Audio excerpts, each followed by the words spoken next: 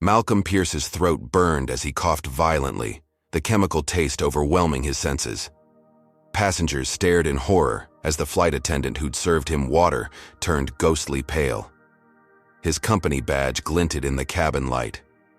Malcolm Pierce, CEO, Horizon Technologies. Before we dive deeper into this shocking incident that changed the airline industry forever, let me know where you're watching from in the comments. If you've ever experienced or witnessed discrimination while traveling, this story will resonate with you. Hit that like button and subscribe to our channel for more powerful true stories that expose injustice and celebrate resilience in the face of adversity. Malcolm Pierce adjusted his Italian silk tie as he approached Gate C-42 at Atlanta's Hartsfield-Jackson International Airport.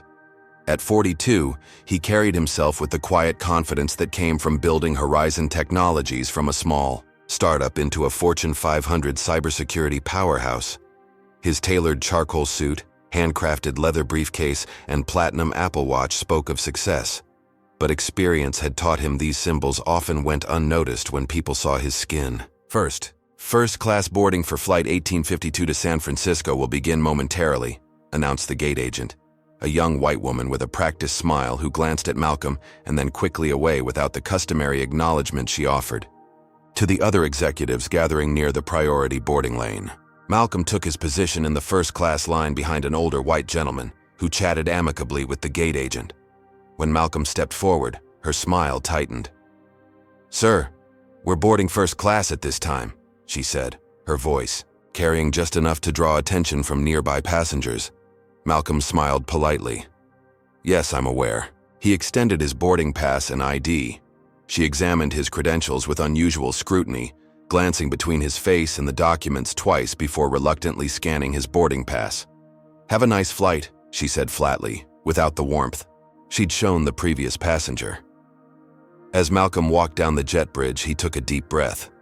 20 years in corporate America had prepared him for these moments. The subtle differences in treatment were familiar companions throughout his journey from MIT scholarship student to tech industry leader. Aboard the aircraft, Flight attendant Vanessa Mitchell greeted passengers with professional efficiency. Blonde, attractive, and in her early 30s, she represented the airline's polished image perfectly. "Welcome aboard," she said brightly to the silver-haired executive in seat 2A. "May I take your jacket? Can I offer you a pre-departure beverage?" When Malcolm reached his assigned seat in 3C, Vanessa's smile flickered. "Your boarding pass, sir?" she asked, despite having not requested this verification from any previous first-class passenger. 3C, Malcolm replied, handing over his boarding pass. He'd learned long ago that expressing frustration only reinforced stereotypes about angry, black men. Instead, he maintained the composed demeanor that had helped him navigate countless boardrooms where he was often the only person of color. "This is first class," Vanessa said, a hint of challenge in her voice as she examined his boarding pass. "I'm aware," Malcolm replied evenly. "I fly this route monthly." Behind him, Kyle Reynolds, Horizon's CFO and Malcolm's longtime colleague, boarded the plane. White, affable and dressed in business casual attire that wouldn't have passed Malcolm's personal standards, Kyle received an immediate warm welcome. "Good morning, sir. 3D, right next to your colleague," Vanessa said with renewed cheerfulness. "Can I get you anything before takeoff?" "Morning. Coffee would be great, thanks," Kyle replied, sliding into the seat beside Malcolm. "Hey, Malcolm. Ready for the conference? The San Francisco team is excited about your keynote." Malcolm nodded, watching as Sarah Chen, his Asian American VP of Operations, received similarly scrutinized treatment when she boarded for her seat in business class. She caught Malcolm's eye, a knowing look passing between them. "Coffee, please," Malcolm requested as Vanessa turned to leave. "I'll be back with beverages shortly," she responded without acknowledging him specifically. Kyle leaned over. "We've got the presentation finalized. The new security protocol demonstrations should make quite an impression on potential clients." As they discussed conference strategy, another flight attendant appeared. Brian Thompson, a senior crew member with a military bearing and tightly cropped hair, surveyed the first-class cabin with practiced efficiency. When his gaze landed on Malcolm, something hardened in his expression. "Good morning, Mr. Reynolds," Brian said, nodding to Kyle while completely ignoring Malcolm. "Everything to your satisfaction today?"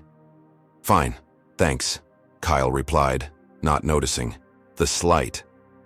Malcolm had just removed his prescription medication for hypertension from his briefcase when Vanessa returned with Kyle's coffee. "Excuse me," Malcolm said before she could leave. "Could I get some water, please? I need to take medication before takeoff." "We're preparing for departure. I'll try to get to it," Vanessa replied, already turning away. 10 minutes passed.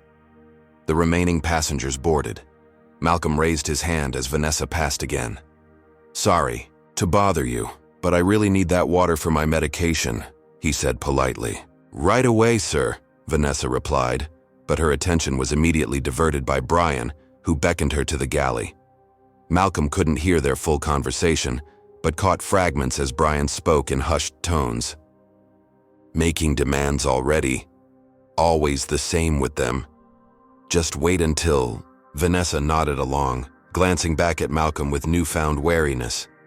When she returned to the galley, she hurriedly grabbed a bottle from a service cart. The clear liquid looked like water, but the bottle lacked the usual branding. In her haste, and influenced by Brian's attitude, she failed to notice the small label indicating it was a bathroom cleaning solution, recently transferred to a water bottle for storage after the original container cracked. "Your water, sir," she said, placing it on Malcolm's tray table without a cup or ice, unlike the carefully prepared beverages served to other passengers. Malcolm thanked her anyway. As the plane prepared for takeoff, he unscrewed the cap, tipped the bottle toward his mouth and took a sip of what he believed was water, but was actually a powerful chemical cleaner. His life was about to change forever, and with it, an entire industry would be forced to confront its deeply rooted biases. The liquid hit Malcolm's tongue with an unexpected chemical bite. His throat constricted immediately as the burning sensation radiated through his mouth. Instinctively, he spat it out, but not before some of the solution trickled down his throat, leaving a trail of fire. "What the..." Malcolm gasped, his composure shattered by physical pain. His eyes watered as violent coughing overtook him. The burning intensified, spreading through his mouth and down his esophagus. Kyle turned sharply at Malcolm's distress. "Malcolm, what's wrong?" Malcolm couldn't speak. He gestured frantically at the bottle, still coughing as he struggled for air. The chemical taste coated his tongue, unmistakably not water. Passengers throughout first class turned to stare. An elderly woman gasped. A businessman across the aisle rose halfway from his seat in alarm. "He needs help," Kyle shouted, pressing the call button repeatedly. "Something's wrong with his drink." Vanessa rushed over, her professional smile replaced by confusion. When Malcolm pointed at the bottle, she picked it up and examined it. The color drained from her face as she noticed the small label partially obscured by her own fingerprints. "Lavatory cleaning solution, toxic, do not consume." "Oh my God," she whispered, horror dawning in her eyes. Brian pushed past her, assessing the situation with a quick glance. "What seems to be the problem here?" His tone suggested inconvenience rather than concern. "You gave him cleaning solution," Kyle exclaimed, supporting Malcolm, who continued to cough violently. Brian took the bottle, examined it briefly, and his expression shifted subtly, not to concern, but calculation. "It appears there's been a mix-up," he said evenly. "These things happen during busy service."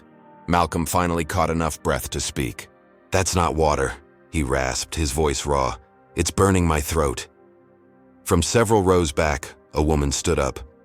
"I'm a doctor," she announced, moving purposefully toward them. "Let me through, please."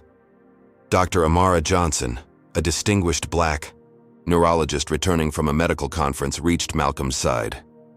"Sir, what did you ingest?" she asked, her manner calm but authoritative. Malcolm pointed to the bottle Brian was holding. Dr. Johnson took it from Brian's reluctant grasp and read the label. "This is a serious situation," she declared, turning to Brian. "This man has ingested a caustic cleaning agent. We need to act immediately." "Do you have a medical kit on board?" Brian hesitated. "I think he just took a small sip. It's probably not." "Get the medical kit now." Dr. Johnson cut him off, her voice leaving no room for argument. "And inform the captain. This passenger needs medical attention as soon as possible." From across the aisle, Sarah Chen had risen from her business class seat, drawn by the commotion. She had her phone out and was recording discreetly. "The passenger is clearly overreacting," Brian muttered to Vanessa, not quite quietly enough. "These people always make a scene." Sarah's eyes narrowed as she captured his comment. Dr. Johnson overheard as well. "This is not an overreaction," she stated firmly. "Ingesting cleaning chemicals can cause serious esophageal burns and respiratory distress. This is a medical emergency." Malcolm maintained his composure despite the pain, years of navigating corporate racism having taught him that showing too much emotion would only reinforce stereotypes. Even in this moment of physical agony, he was conscious of how he might be perceived. The incident brought back memories of countless professional slights throughout his career. The investor who had insisted on speaking only to Kyle during a funding pitch. The security guard who had followed him around his own company building before he was recognized. The executive who had assumed he was part of the catering staff at a tech gala. Each time, Malcolm had responded with dignity rather than the anger he rightfully felt. Vanessa returned with the medical kit, which Dr. Johnson opened efficiently. She provided Malcolm with water to rinse his mouth and examined his throat with a pen light. "The captain needs to know we require an emergency landing," Dr. Johnson told Brian firmly. "This man needs to get to a hospital." Brian's jaw tightened. "That's an extreme measure. We're still on the tarmac. We could return to the gate." "And? How long would deplaning take? Then waiting for an ambulance?" "No. This is time-sensitive," Dr. Johnson insisted. The confrontation was interrupted by the captain's voice over the intercom. "This is Captain Rivera speaking. We've been informed of a medical situation on board. We're returning to the gate where medical personnel will be waiting. Flight attendants, prepare for arrival." As the announcement concluded, Brian pulled Vanessa aside, speaking in hushed tones. "Listen carefully. This was an honest mistake, nothing more. Anyone could have mixed up those bottles. If anyone asks, the labels were unclear, and you had no reason to believe it wasn't water. Understand?" Sarah, still recording from a few feet away, captured this exchange as well. Malcolm sat with his head back, breathing carefully through the pain. Kyle looked at him with newfound understanding. "They didn't even apologize properly," Kyle muttered. "I've never seen anything like this." "I have," Malcolm responded quietly. "Just not usually with chemicals." As the plane taxied back to the gate, Malcolm noticed how Brian was already controlling the narrative, informing other passengers that there had been a minor mix-up and that some passengers have sensitive reactions. Through the window, Malcolm could see emergency vehicles with flashing lights approaching the terminal. The reality of the situation was setting in. What should have been a routine business trip had turned into yet another battle against discrimination. But this time, the stakes were literally life and death. The aircraft door opened, and paramedics rushed aboard. As they reached Malcolm with a gurney, he caught a final glimpse of Vanessa's pale, shocked face and Brian's calculating expression. This incident would not be brushed aside like so many others before it. Malcolm Pierce had built his career by transforming challenges into opportunities for change, and despite the pain searing his throat, his mind was already calculating how this moment might become a catalyst for something larger than himself. The harsh fluorescent lights of Denver Memorial Hospital cast an unflattering glow across the treatment room as Dr. Ellis examined Malcolm's throat with focused precision. The emergency landing had been executed smoothly, but the paramedics had insisted on immediate hospital transport given the nature of the chemical ingested. "You're fortunate you didn't swallow more than a small amount," Dr. Ellis explained, removing his examination equipment.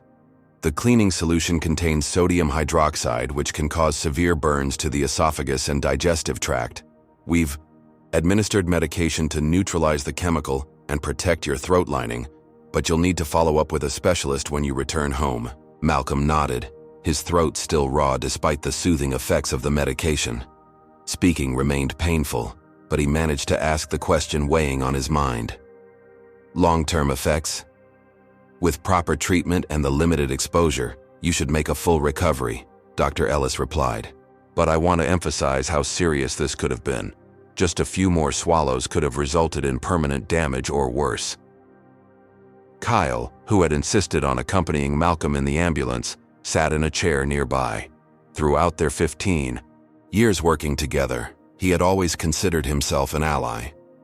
But the day's events had revealed gaps in his understanding that left him unsettled. "I can't believe they tried to play it off as just a simple mistake," Kyle said, shaking his head. "And that senior flight attendant, Brian? The way he looked at you. I've never noticed that kind of treatment before when we've traveled together." Malcolm attempted a smile that didn't reach his eyes. "That's because it's usually more subtle. The difference between being asked, 'Can I help you?' and 'What are you doing here?' It's in the tone, the assumptions, the small indignities that accumulate over time." Dr. Ellis finished updating Malcolm's chart. "I'll have the nurse bring your discharge paperwork shortly. You should rest your throat as much as possible over the next few days." As the doctor left, two individuals in crisp corporate attire entered the room. The woman stepped forward with a practiced, sympathetic expression. "Mr. Pierce, I'm Jennifer Lawson, Vice President of Customer Relations for Atlantic Airways. This is our legal counsel, Richard Bennett. First, let me express our deepest regrets regarding this unfortunate incident." Her words were perfectly calibrated, acknowledging the event without admitting liability. Malcolm had heard similar corporate apologies throughout his career, usually when companies realized who he was after treating him poorly. "We'd like to offer our most sincere apologies and make things right," Lawson continued, opening a leather portfolio. "We've prepared a comprehensive compensation package, including reimbursement for all medical expenses, a full refund of your ticket, and additional flight vouchers for future travel." She slid a document across the bedside table. "We just need your signature on this standard release form, which includes a confidentiality agreement." "Once signed, we can process your compensation immediately." Kyle leaned forward, quickly scanning the document. "This is an NDA," he said flatly. "They want you to agree not to discuss what happened or take further action." Malcolm wasn't surprised. He'd encountered similar tactics before: silence in exchange for compensation, the corporate solution to problems they preferred to make disappear rather than address. Despite his throbbing throat, he needed to speak. "Not interested," he said, simply. Lawson's smile faltered slightly. "Mr. Pierce, I understand you've had an upsetting experience. This offer is substantially above our standard compensation package, in recognition of the unique circumstances." "The circumstances weren't unique," Malcolm replied, each word painful but necessary. "They were systemic. I assure you, Atlantic Airways has a strict non-discrimination policy," Lawson responded automatically. "This was clearly an isolated incident and simple human error." "Was it?" Kyle interjected. "Because from where I was sitting, nothing about this seemed random or simple." Richard Bennett cleared his throat. "We understand you're upset, but let's be careful about making unfounded accusations. Our flight attendant made an unfortunate mistake retrieving the wrong bottle. There's no evidence suggesting any discriminatory intent." As they spoke, a nurse entered with discharge papers. She was a middle-aged black woman with kind eyes that widened slightly in recognition when she saw Malcolm. "Mr. Pierce, I thought it was you. My son interned at Horizon Technologies last summer. The diversity program you started changed his life. He's finishing his computer science degree now." Malcolm smiled genuinely for the first time since the incident. "What's his name?" "Jamal Williams," she replied proudly. "He talks about your mentorship program all the time." The airline representative shifted uncomfortably during this exchange. Bennett checked his watch pointedly. "Mrs. Williams," Malcolm read from her name badge. "I'd love to hear how Jamal is doing, but could you give us a moment to finish up here?" After she stepped out, Malcolm turned back to the airline representatives. "I'm not signing your NDA. What happened today wasn't just about me. It's about a pattern of behavior that needs to be addressed." Lawson's professional demeanor cracked slightly. "Mr. Pierce, be reasonable. We're offering a generous settlement. If you're implying this was some sort of discriminatory incident, that's a serious accusation that would be very difficult to prove." Malcolm's phone buzzed with an incoming call. It was his daughter, Zoe, a sophomore at Harvard. He asked for a moment and answered. "Dad, are you okay? It's all over Twitter that the CEO of Horizon Technologies was poisoned on a flight." "I'm fine, Zoe. Just a mix-up with a drink," Malcolm assured her, aware of the airline representatives, listening intently. "A mix-up? Dad, people are saying it was a cleaning chemical." Zoe's voice carried her concern. "And there's already speculation about whether it was intentional because you're—" "We'll talk later, sweetheart. I'm being discharged soon," Malcolm interrupted gently. "Love you." As he ended the call, his phone immediately buzzed with notifications. The incident was spreading across social media platforms, with early reports varying wildly from minor incident to deliberate poisoning. Lawson and Bennett exchanged glances. "Mr. Pierce," Bennett said with new urgency, "given the misinformation already spreading, it would benefit everyone to resolve this matter quickly and privately." Before Malcolm could respond, his phone rang again. This time it was Atlantic Airways CEO Robert Chambers. "Pierce, Robert Chambers. Terrible business what happened. Just terrible. I wanted to personally assure you we're taking this very seriously. Jennifer and Richard have my full authority to resolve this to your satisfaction." What followed was a carefully worded apology that, like Lawson's earlier statement, acknowledged the incident without accepting responsibility or addressing its potentially discriminatory nature. As Chambers spoke, Malcolm reflected on advice his father had given him decades ago. A veteran of the civil rights movement, the elder Pierce had told his son, "When they hurt you and then rush to make it go away quietly, that's when you know you've got leverage to make real change." Have you ever been in a situation where someone offered you compensation to keep quiet about mistreatment? Comment number 1 if you believe Malcolm should sign the NDA and take the settlement, or comment number 2 if you think he should fight for accountability.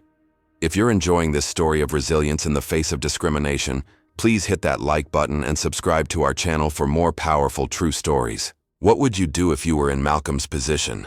Would you accept a private settlement or use your platform to expose systemic issues? As we continue with Malcolm's story, we'll see how his decision sends shockwaves throughout the airline industry and beyond.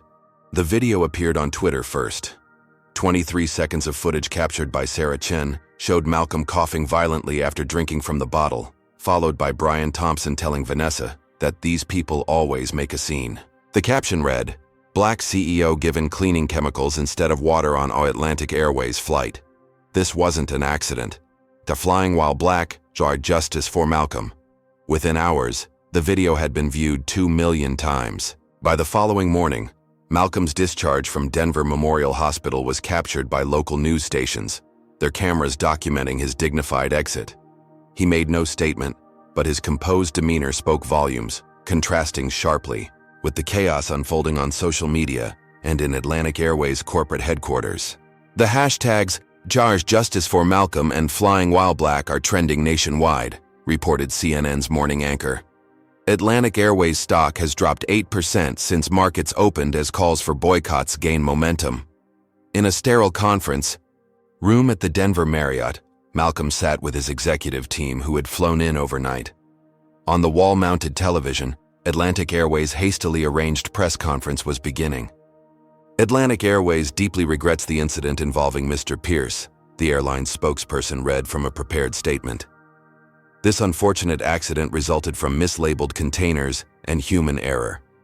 We have reached out to Mr. Pierce and are cooperating fully with the ongoing investigation. Atlantic Airways has a zero-tolerance policy for discrimination of any kind. Kyle muted the television. That's their strategy. Call it an accident, mention their non-discrimination policy, and hope it all blows over. Sarah Chen, who had taken the first flight to Denver after her video went viral, nodded in agreement. They're already pushing back against the discrimination angle. Their social media team is highlighting their diversity initiatives and posting photos of their minority employees. Malcolm's phone had not stopped buzzing since the incident. Calls from major news outlets, civil rights organizations, and even politicians seeking to align themselves with the story poured in. His PR director, Tanya Morris, had been filtering requests, but the pressure for Malcolm to make a public statement was mounting. Your silence is creating a vacuum they're trying to fill with their narrative, Tanya advised. We need to take control of the story. Malcolm's throat still burned from the chemical exposure, a constant reminder of what had happened. What's the latest from our legal team? Marcus Washington, Horizon's general counsel, consulted his tablet. We've documented everything. Dr. Johnson has provided a statement confirming the seriousness of the chemical ingestion. Sarah's video is compelling evidence, especially with Thompson's comments captured clearly. We have grounds for a substantial lawsuit. But this isn't just about litigation, Malcolm said, his voice still raspy.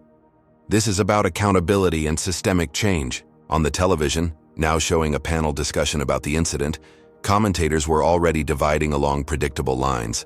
Some characterized it as a simple mistake being weaponized for financial gain. Others pointed to the long history of discriminatory treatment faced by black travelers, contextualizing Malcolm's experience within broader patterns. Mr. Pierce is a wealthy CEO trying to leverage an honest mistake into a payday, argued a conservative pundit. The flight attendant didn't know who he was when she accidentally gave him the wrong bottle. That's precisely the point, countered the other panelist. Would she have made that mistake if he were a white CEO? Would the senior flight attendant have dismissed his distress so casually? The evidence suggests not. As the day progressed, the story evolved. Internet sleuths uncovered Brian Thompson's social media history, revealing posts with subtle but unmistakable racial bias. One tweet from 3 years earlier complained about diversity hiring lowering standards, while another criticized people who play the race card whenever they don't get their way. These discoveries fueled new waves of outrage. Atlantic Airways issued a second statement, distancing themselves from Thompson's personal views while reiterating that the incident was an unfortunate accident, unrelated to racial bias. By evening, the airline's damage control efforts intensified. They announced that both Vanessa Mitchell and Brian Thompson had been placed on administrative leave pending investigation, a move that appeared proactive, but came only after public pressure made it unavoidable. Malcolm watched these developments with the calculated patience that had guided his business success. When Tanya suggested a major televised interview to present his side, he agreed it was time. Jessica Palmer at GNN, Tanya recommended. She's fair, thorough, and has a reputation for asking tough questions of both sides. That lends credibility to whatever platform you choose. The interview was arranged for the following evening, giving Malcolm time to rest his voice and prepare. When the cameras went live, millions tuned in to hear directly from the man at the center of the controversy. Mr. Pierce, thank you for speaking with us, Palmer began. First, how are you feeling physically after this incident? I'm recovering, Malcolm replied, his voice still noticeably affected. The doctors say there shouldn't be permanent damage, but it's been painful. Can you walk us through what happened on that flight? With measured precision, Malcolm recounted the events, the initial boarding, the different treatment he received compared to Kyle, the repeated requests for water, and finally, being served the cleaning solution. He spoke without accusation or emotion, presenting the facts as they occurred. Do you believe what happened was racially motivated? Palmer asked directly. Malcolm paused, considering his words carefully. I believe what happened reflects biases that exist throughout our society. Would a white CEO in a tailored suit have been questioned about sitting in first class? Would his repeated request for water have been ignored? Would his obvious distress have been dismissed as making a scene? History and experience suggest otherwise. Atlantic Airways maintains this was simply an unfortunate accident, Palmer noted. I've spent my career in technology, where we analyze patterns to identify problems, Malcolm responded. When a pattern emerges consistently, as it has throughout my life and the lives of countless other Black Americans, it's not a series of accidents. It's a system functioning as designed. The interview humanized Malcolm in ways social media clips couldn't.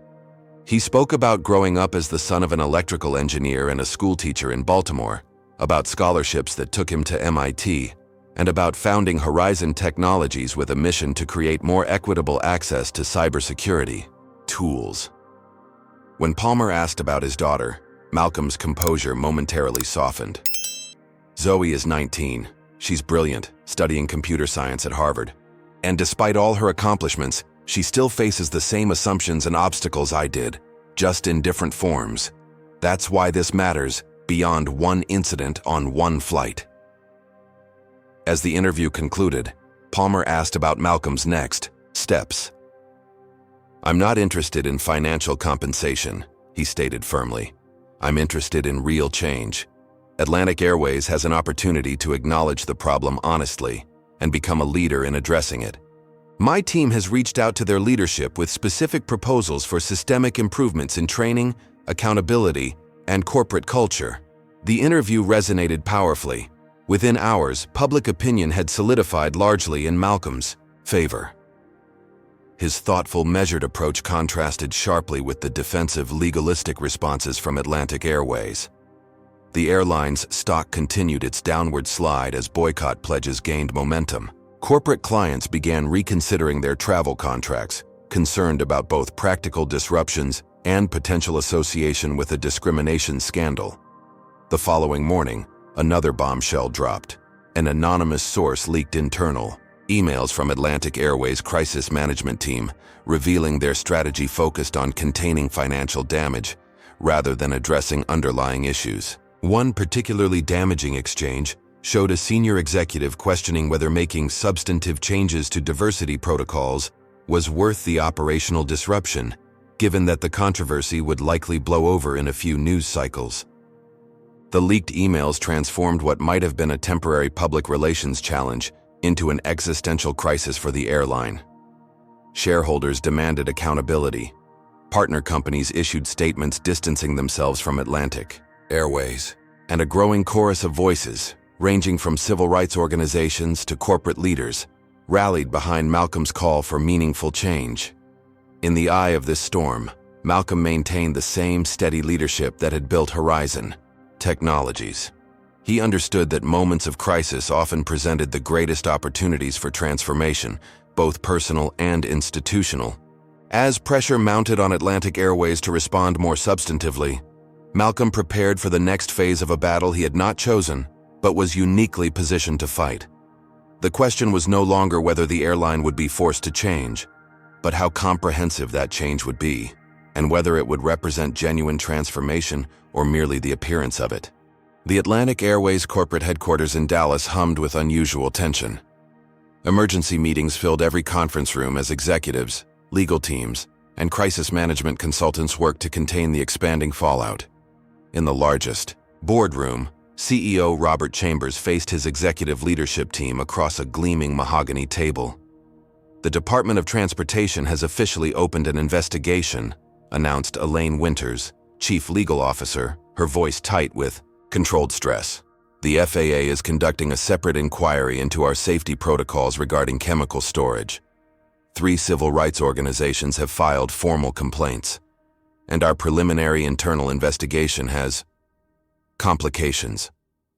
Chambers, a silver-haired veteran of airline industry turbulence, pinched the bridge of his nose. "Define complications." Winters glanced at her notes unnecessarily. She knew the details by heart. Flight attendant Vanessa Mitchell's initial statement indicated she grabbed the bottle in haste, but claims the storage procedures were confusing. However, our environmental services team confirms all cleaning supplies should have been in a completely separate galley compartment, clearly labeled. "And Thompson?" Chambers asked. Brian Thompson maintains he responded appropriately to a passenger in distress. He denies making any discriminatory comments despite the video evidence. He's hired personal counsel and is arguing the recording was taken out of context. Outside the corporate bubble, a different kind of investigation was taking shape. Malcolm had engaged Grace Washington, a prominent civil rights attorney with extensive experience in discrimination cases. Her Washington, D.C. office had become command central for building what was rapidly evolving from an individual complaint into a landmark case. "We've been contacted by 27 former and current Atlantic Airways employees," Grace informed Malcolm during their morning video conference. "They're providing documentation of discriminatory practices going back years." Malcolm, back in Atlanta but still recovering, listened intently as his legal team outlined the emerging pattern. Black passengers routinely subjected to extra scrutiny and diminished service. Minority employees passed over for promotions despite superior qualifications. Complaints filed and quietly buried by human resources. What's most significant, Grace continued, is the evidence of previous incidents similar to yours that were settled with NDAs. We've identified 5 cases where minority passengers were served contaminated food or beverages over the past decade. In each instance, the airline paid for silence. Malcolm's expression remained impassive, but his eyes reflected a weary familiarity with the pattern. They tried the same approach with me. With a crucial difference, Grace noted. Those passengers didn't have your resources or platform. Atlantic Airways believed they could make this disappear as they had before. Across town in a modest apartment, Vanessa Mitchell sat alone, television muted, but showing continuous coverage of the unfolding scandal. Her phone buzzed with another message from Brian Thompson. Remember, stick to the script. Accident. Mislabeling. No discriminatory intent. We're in this together. They weren't in it together, though. As a flight attendant with just 3 years' experience, Vanessa had been heavily influenced by Thompson, a 20-year veteran who supervised her training. His subtle comments and behavior had shaped her perceptions of passengers, particularly minorities in first class. Now she was realizing how she'd been manipulated, and the price she might pay for someone else's prejudice. Her gaze drifted to the business card on her coffee table. Grace Washington, attorney at law. After 3 sleepless nights and watching Malcolm Pierce's measured, dignified interview, Vanessa had made a confidential call to his legal team. The airline's internal investigation was moving in predictable directions. They had appointed an independent law firm with long-standing ties to Atlantic Airways to review the incident. Their preliminary findings emphasized procedural failures in chemical storage rather than potential discrimination, a framing that conveniently shifted focus from bias to logistics. Meanwhile, the parallel investigations by regulatory bodies were proceeding with methodical thoroughness. FAA inspectors conducted surprise checks of chemical storage procedures on Atlantic Airways flights. Department of Transportation officials interviewed flight crews about training protocols and diversity practices. Most concerning for the airline, security footage from the aircraft had mysteriously disappeared. The standard cameras that captured the galley area supposedly experienced technical difficulties during the critical period when Vanessa retrieved the bottle. The timing is suspicious at best, Grace told Malcolm during their update meeting. We've filed a motion to preserve all evidence and issued subpoenas for maintenance records of the camera system. As these formal processes advanced, a more informal investigation was unfolding online. Social media users combed through years of passenger complaints against Atlantic Airways, identifying patterns that mainstream outlets were now reporting. Former employees shared their experiences through anonymous accounts, creating a damning composite of corporate culture. The airline's attempts to control the narrative were failing. Their carefully crafted statements rang hollow against the mounting evidence. When they announced a 1-day diversity and inclusion training for all staff, the response was immediate skepticism. You can't fix systemic discrimination with a PowerPoint presentation, Malcolm commented when asked about the initiative during a brief press interaction. Within the airline, fault lines were appearing. Some executives argued for meaningful change, recognizing both the moral imperative and business necessity. Others focused solely on legal exposure and stock prices, advocating for minimal concessions wrapped in maximum public relations spin. The tension came to a head when Vanessa Mitchell, after days of internal struggle, made her decision. She contacted Grace Washington to schedule a formal meeting. In a secured conference room at Grace's firm, Vanessa spoke quietly, but clearly, as her statement was recorded. Brian Thompson has a history of making discriminatory comments about passengers of color, especially those in first class or business cabins, she revealed. He trained me and other new flight attendants to watch certain passengers more carefully, questioning their boarding passes or upgrade status if they didn't look like they belonged. Her voice trembled slightly. After the incident with Mr. Pierce, Brian told me exactly what to say. He said the airline would protect us if we stuck to the accident story, but that we'd be on our own if I mentioned his comments or training methods. Grace's team documented Vanessa's testimony methodically, building a case that went far beyond a single incident to expose systematic discrimination within Atlantic Airways. "The airline will likely terminate me for this," Vanessa acknowledged as the interview concluded. "I don't expect sympathy. I participated in their system. But Mr. Pierce could have been seriously harmed, and pretending it was just an accident won't prevent it from happening to someone else." As Vanessa's testimony entered the official record, Malcolm's lawsuit against Atlantic Airways took definitive shape. The claims went beyond personal injury to allege pattern and practice discrimination, creating potential liability that dwarfed any previous settlements the airline had paid. The stage was set for a confrontation that would test not only Malcolm's resolve but also the airline industry's willingness to address its deep-seated biases. As pressure mounted from all sides, Atlantic Airways faced a choice between meaningful transformation and a protracted battle they were increasingly unlikely to win. The backlash began subtly at first. Conservative media outlets ran segments questioning Malcolm's motives. "Is the CEO using race card for financial gain?" ran one headline. "Accident or opportunity? How a spilled drink became a crusade," declared another. Malcolm had anticipated this response. Throughout his career, he'd observed how claims of discrimination were often met with character assassination. What he hadn't fully prepared for was the intensity and coordination of the campaign against him. Right-wing commentators described him as race-baiting and exploiting a simple mistake. One particularly vocal host told viewers, "This millionaire CEO is trying to squeeze more millions from a hard-working American company because a flight attendant accidentally gave him the wrong bottle. Haven't we had enough of these professional victims?" Atlantic Airways had hired Brunswick Strategic Communications, a firm known for aggressive reputation management and plaintiff discreditation. Their playbook became evident as identical talking points appeared across multiple platforms simultaneously. The airline officially maintained a respectful public stance while privately enabling the smear campaign. "Atlantic Airways respects Mr. Pierce's right to pursue legal remedies while we continue our internal investigation," their statement read, even as their consultants worked to undermine his credibility. The pressure extended beyond media narratives. Malcolm began receiving death threats on social media and via email. "Go back to coach where you belong," was among the milder messages. The more explicit ones required Horizon Technologies to increase security at their headquarters and assign personal protection to Malcolm and his family. Kyle Reynolds witnessed the transformation with growing discomfort. "I never realized how vicious this could get," he confessed during a crisis management meeting at Horizon. "They're acting like you're attacking the very fabric of society by calling out what happened." Malcolm nodded grimly. "That's exactly what they think I'm doing. Systems of privilege don't surrender power easily." The attacks grew more personal as opposition researchers dug into Malcolm's past.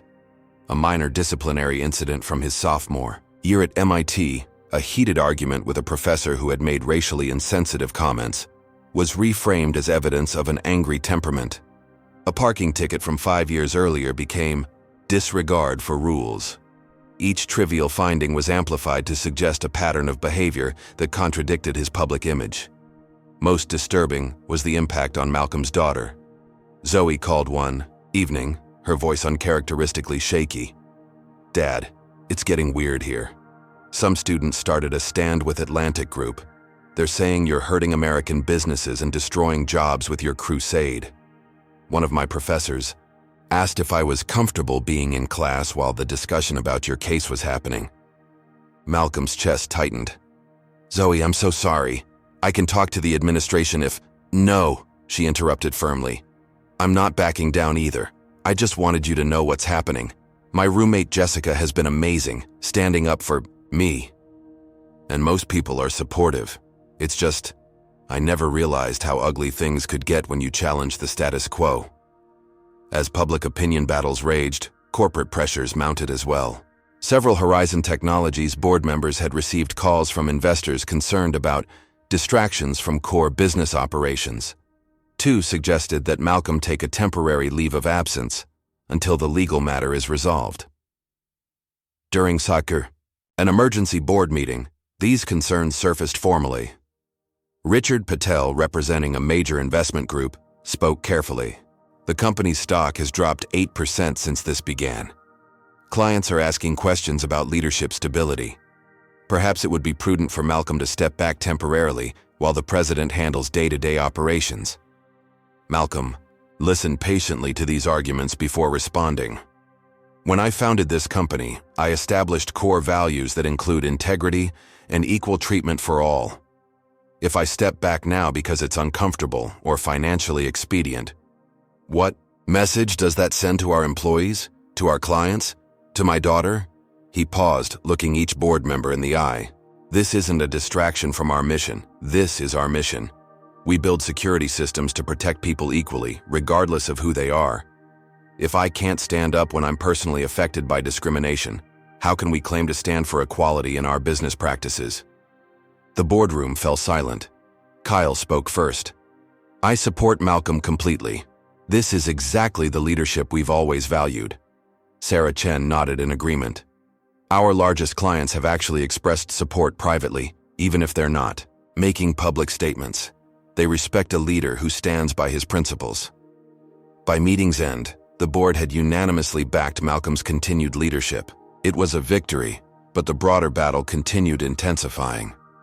At Atlantic Airways, Vanessa Mitchell was summarily terminated after her cooperation with Malcolm's legal team became known.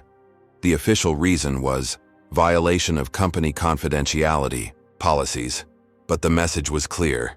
Loyalty to the airline trumped truth or justice. Brian Thompson, meanwhile, received what amounted to a promotion. He was moved to a management position in crew training at the Dallas headquarters, away from direct passenger contact but with increased influence over airline culture and practices. The contrast between these two outcomes didn't go unnoticed. Several flight attendants anonymously shared the news with both Malcolm's legal team and sympathetic journalists, creating another wave of negative coverage for the airline. Have you ever stood up against discrimination and faced backlash for speaking truth? Comment number 1, if you've experienced retaliation for challenging injustice, or comment number 2 if you believe businesses should be held accountable for discrimination. If this story resonates with you, please hit that like button and subscribe to our channel for more stories about courage in the face of adversity. As we continue Malcolm's journey, how do you think he should respond to these escalating attacks? Should he compromise to protect his company and family from further harassment, or should he stand firm regardless of personal cost? The answer might surprise you as our story continues. The recording arrived anonymously in an encrypted email to Grace Washington's legal team.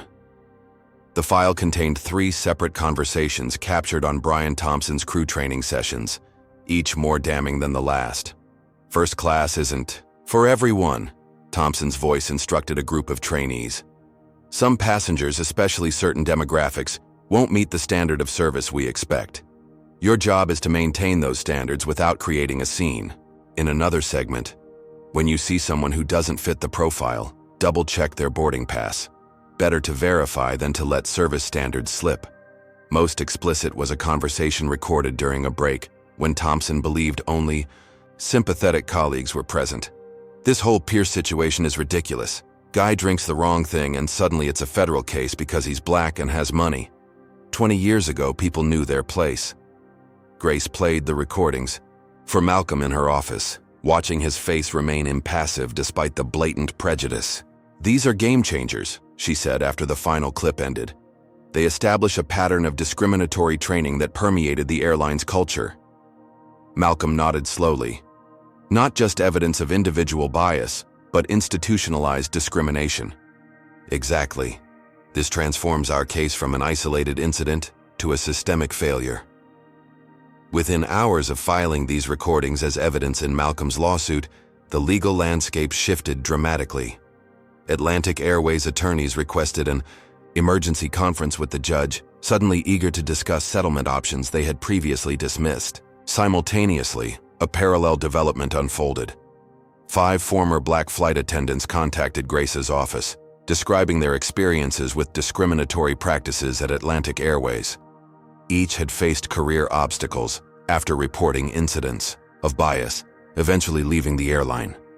Together, they formed the foundation for a class action lawsuit that would expand the scope of the case exponentially. Media coverage pivoted from questioning Malcolm's motives to examining Atlantic Airways' corporate culture.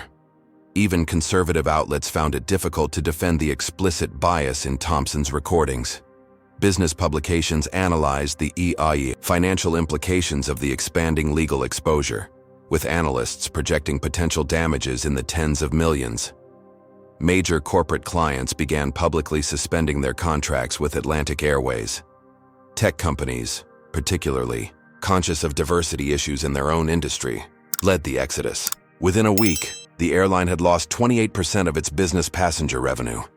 The airline's stock plummeted, triggering an emergency board meeting. Financial concerns finally accomplished what moral arguments had not. The board demanded immediate decisive action from company leadership. As these developments unfolded, Malcolm received an unexpected invitation to testify before a congressional committee examining discrimination in the service industry. His testimony would place his experience in the context of broader systemic issues affecting millions of Americans. The hearing room hummed with anticipation as Malcolm took his seat at the witness table. Cameras tracked his every movement. Congressional representatives from both parties prepared their questions, each viewing the high-profile witness through their particular political lens. "Mr. Pierce," began Congresswoman Eleanor Hayes, chair of the committee, "thank you for appearing today. Could you describe the incident on Atlantic Airways and its broader implications for American consumers?" Malcolm spoke with measured clarity, his voice fully recovered but carrying new authority born from recent experiences. "What happened to me was not unique," he testified. "It was simply visible because of my position. Millions of Americans face similar discrimination daily without cameras recording it, without the resources to fight back, without a platform to speak out. They board planes, enter stores, check into hotels, and apply for jobs facing assumptions about who they are and how they should be treated based solely on their appearance." For over an hour, Malcolm answered questions with the same thoughtful precision that had built his technology empire. He avoided partisan framing, focusing instead on practical solutions and accountability measures that could address discrimination across industries. The testimony resonated far beyond Washington. Across the country, viewers recognized their own experiences in Malcolm's descriptions of the constant calculation of how to respond to bias without reinforcing stereotypes. While Malcolm was still in Washington, Atlantic Airways Board of Directors called an emergency session. CEO Robert Chambers found himself fighting for his position as shareholders demanded leadership changes in response to the crisis. The quarterly projections show a 40% revenue decrease if current trends continue, the CFO reported grimly. Major partners are invoking reputation damage clauses in their contracts. We're facing an existential threat to the airline's survival. After hours of heated debate, the board reached its decision. Chambers would step aside, replaced by interim CEO Diana Patel, previously the company's highest-ranking woman of color, as Senior VP of Operations. Her mandate was clear: transform the company's culture and rebuild public trust, starting with resolving the Pierce case. Meanwhile, Vanessa Mitchell had been struggling to find new employment. Blacklisted in the airline industry and drained financially, she reached a breaking point. Against her attorney's advice, she scheduled a television interview to tell her complete story. "I was trained to view certain passengers with suspicion based on their race," she explained to the interviewer. "Brian Thompson taught us to scrutinize black passengers in premium cabins, to check their boarding passes multiple times, to provide different levels of service. When I realized what I'd done to Mr. Pierce, what I'd been participating in all along, I couldn't stay silent." Her testimony, coming from within the system, carried unique credibility. Viewers could see her genuine remorse and her courage in facing consequences for speaking truth. The day after Vanessa's interview aired, Malcolm contacted her through their respective attorneys. "I'd like to meet with Ms. Mitchell," he requested. "Not for legal purposes, but person to person." The meeting occurred in a private room at Grace Washington's law firm. When Vanessa entered, visibly nervous, Malcolm stood to greet her. "Thank you for coming," he said. "Mr. Pierce, I'm so sorry for what happened," Vanessa began, her voice breaking. "I will regret it for the rest of my life." We all participate in systems without fully examining them, Malcolm replied. What matters is what we do when we recognize the truth. Their conversation lasted nearly 2 hours, moving from the specific incident to the larger cultural forces that had shaped both their actions that day. As they concluded, Malcolm made an unexpected offer. Horizon Technologies is expanding our customer experience division. We need people who understand how bias operates in service industries and can help build better systems. Someone with your perspective and demonstrated commitment to change would be valuable. If you're interested, I'd like you to meet with our HR director. Vanessa stared in disbelief. After what I did to you? Because of what you did afterward, Malcolm corrected gently. Standing up for truth despite personal cost is exactly the quality we value. That evening, as Malcolm briefed his executive team on the Washington hearings, his assistant interrupted with breaking news. Atlantic Airways just released a statement.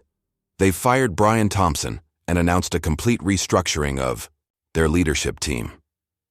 The airline's press release included language unprecedented in corporate communications.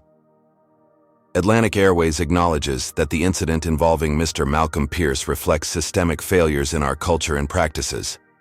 We take full responsibility for the discriminatory treatment he experienced and are committed to fundamental transformation of our company. The statement outlined specific changes: mandatory independent bias audits, revised training programs, developed in consultation with civil rights organizations, transparent reporting of customer complaints involving potential discrimination, and a diverse oversight board with actual authority to implement changes. Most significantly, the new interim CEO requested a personal meeting with Malcolm to discuss not just settlement terms, but a potential ongoing advisory relationship to guide their reform efforts. Kyle looked up from the press release in amazement. They've completely capitulated. This is everything we asked for and more. Malcolm nodded thoughtfully. This isn't capitulation. It's transformation. They've recognized that addressing discrimination isn't just legally necessary, it's good business. The tide had turned. What began as a single act of discrimination had catalyzed a movement for accountability that extended far beyond one airline or one incident. As Malcolm prepared to meet with Atlantic Airways' new leadership, he recognized that the painful journey had created an opportunity for change that would benefit countless travelers who would never know his name. The conference room at Atlantic Airways headquarters had been transformed. Where portraits of former CEOs, all white men, once hung, the walls now displayed the company's new mission statement, with dignity and respect for all prominently featured. Acting CEO Diana Patel had orchestrated these changes as visible symbols of the deeper transformation underway. Malcolm entered flanked by Grace Washington and his executive team. The airline representatives rose respectfully, a marked contrast to his previous interactions with the company. Mr. Pierce, Diana began, thank you for agreeing to this meeting. We recognize that words alone cannot address what happened to you or the systemic issues it revealed. We're prepared to take concrete actions that demonstrate our commitment to change. Grace opened her portfolio. We've reviewed your preliminary proposal. While the financial terms are acceptable, my client is more concerned with structural reforms. Diana nodded. As am I. Financial settlements without cultural transformation merely bury problems until the next incident. What followed was not a typical legal negotiation, but a collaborative blueprint for institutional change. Malcolm's team had prepared detailed recommendations based on best practices across industries, while Atlantic Airways presented their internal assessment of cultural and procedural failures. Bias training isn't enough, Malcolm emphasized. You need accountability systems that measure actual behavior and outcomes, not just completion of training modules. Agreed, Diana replied. We've already begun implementing real-time feedback mechanisms and mystery passenger programs that specifically monitor treatment of minority travelers. The discussion continued for hours, addressing everything from hiring practices to complaint procedures to supplier diversity. By day's end, they had outlined what would become known in business schools as the Atlantic Model for Institutional Transformation, a comprehensive approach to addressing systemic discrimination that would later be adopted across multiple industries. As the legal teams finalized documents, Malcolm and Diana spoke privately. "This will be difficult," Malcolm acknowledged. "You'll face resistance from within and skepticism from without." Diana's expression remained determined. "Necessary change usually is. But what's the alternative?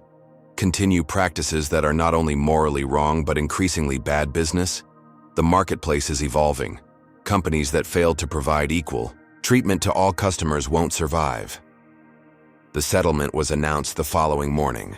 Beyond substantial financial compensation, most of which Malcolm directed to scholarships for minority students in aviation and technology, the agreement included unprecedented commitments: a complete restructuring of Atlantic Airways training programs, developed in consultation with civil rights experts, transparent reporting of discrimination complaints and resolutions, independent audits of customer service interactions across demographic groups, a diverse oversight committee with authority to implement binding recommendations, industry-leading representation targets for minorities in leadership positions, regular climate surveys measuring employee experiences across demographic groups.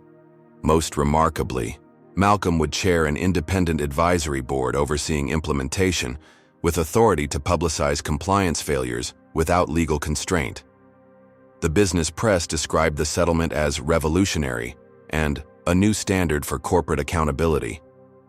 Stock in Atlantic Airways, which had plummeted during the crisis, stabilized as investors recognized the company's authentic commitment to reform.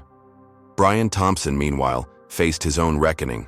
Investigations into his conduct revealed that he had deliberately tampered with evidence, deleting security footage and pressuring colleagues to alter statements. Criminal charges for obstruction of justice and witness tampering followed his termination, with potential penalties including substantial fines and possible incarceration. Vanessa Mitchell began her new position at Horizon Technologies, where she helped develop training programs addressing unconscious bias in customer service. Her first-hand experience with discriminatory systems proved invaluable in creating effective interventions. For Malcolm, the resolution brought validation, but little personal satisfaction. The incident had forced him to confront painful realities. He normally navigated in silence, and the public nature of the controversy had exposed his family to scrutiny and harassment. His relationship with his daughter had deepened through the shared experience. When Zoe called to discuss a discrimination incident in her computer science program, their conversation reflected new dimensions of understanding. "I handled it the way you did, Dad," she explained. "Documented everything, stayed professional, but didn't back down or pretend it wasn't happening." "And the outcome?" Malcolm asked. "The professor apologized and changed how group assignments are structured. But more importantly, other students spoke up too. It wasn't just me fighting alone." This, Malcolm realized, represented the true victory. Not the settlement or the policy changes, but the ripple effects of standing firm against discrimination. Throughout his career, he had often chosen to absorb individual slights silently, rather than risk being labeled difficult or problematic. That calculation had changed forever. At the industry conference that had been his original destination, rescheduled following his recovery, Malcolm delivered a keynote address that departed from his planned topics in cybersecurity. Instead, he addressed the intersection of technology, power, and accountability. "Technology amplifies existing social structures," he told the audience. "It can either reinforce bias or help dismantle it. As industry leaders, we have a responsibility to examine the systems we create and ask who they serve, who they exclude, and who they silence." The standing ovation lasted nearly 2 minutes. In the months that followed, airlines across the industry began reviewing their own practices, motivated by both ethical concerns and practical business considerations. The Atlantic incident had demonstrated the financial consequences of discrimination in an age of social media and heightened consumer consciousness. Malcolm found himself increasingly called upon to consult with companies seeking to address systemic bias proactively rather than reactively. Horizon Technologies established a new division focused on equity auditing software, helping organizations identify patterns of differential treatment before they escalated into crises. As the one-year anniversary of the incident approached, Malcolm reflected on its complex legacy.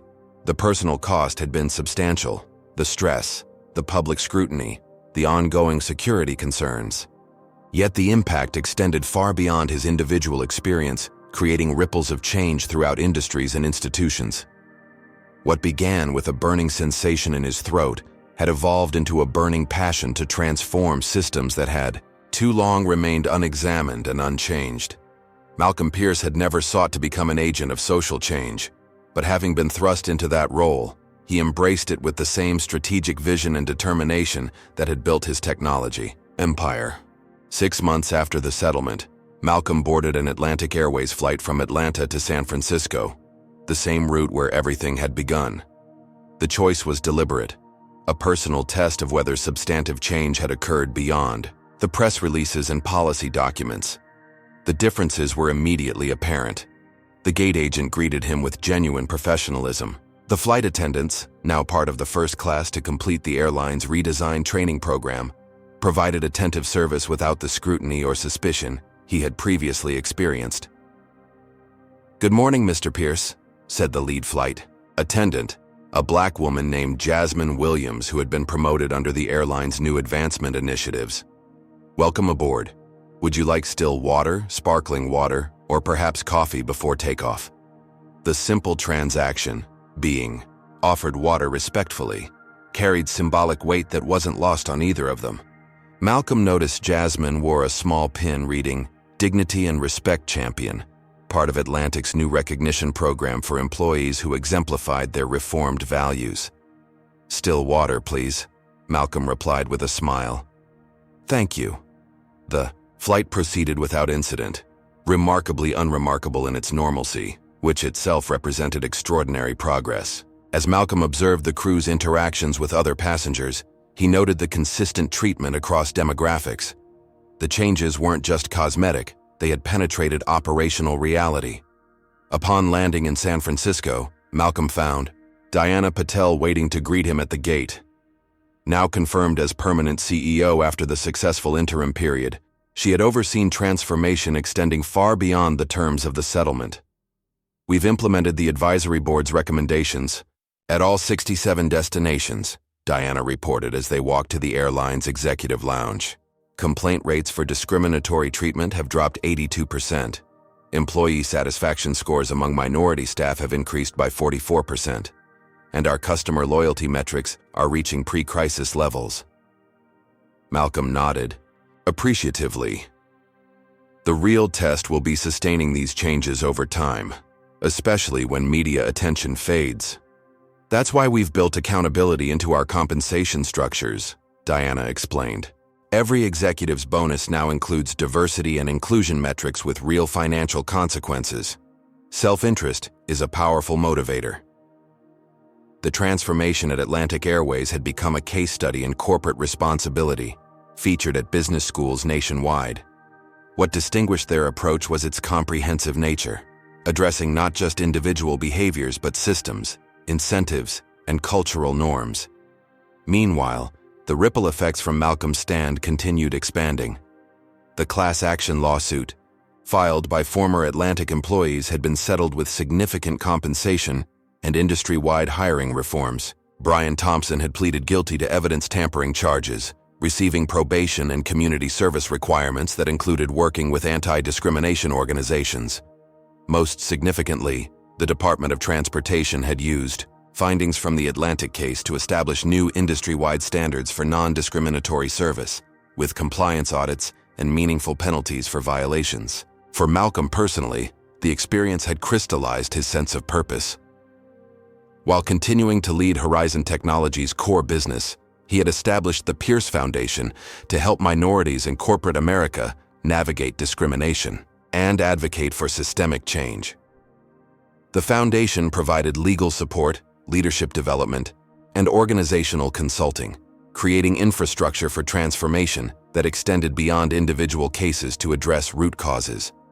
Its signature program, From Incident to Influence, helped people convert discriminatory experiences into leverage for institutional change. On a warm May afternoon, Malcolm stood in the auditorium at Harvard University, watching with paternal pride as Zoe approached the podium as valedictorian of her class. Her speech addressed the intersection of technology, ethics, and social responsibility, themes that reflected both her academic excellence and their shared experiences. Progress isn't a one-time achievement, but a continuous commitment, Zoe told her classmates. Each of us will face moments when we must decide whether to accept injustice for personal comfort or demand change at personal cost. In those moments, remember that individual actions create collective possibility. Malcolm recognized his own influence in her words, but also the unique wisdom she had developed through her generation's perspective. As her speech concluded to enthusiastic applause, he reflected on how their relationship had evolved through shared adversity into deeper understanding and mutual respect. Later that evening, as they celebrated at dinner, Zoe shared news about her post-graduation plans.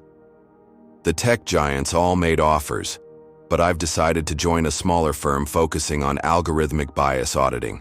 They're doing pioneering work, examining how AI systems can perpetuate discrimination if not properly designed and monitored. Malcolm nodded appreciatively, unsurprised by her choice to prioritize impact over prestige. They're lucky to have you.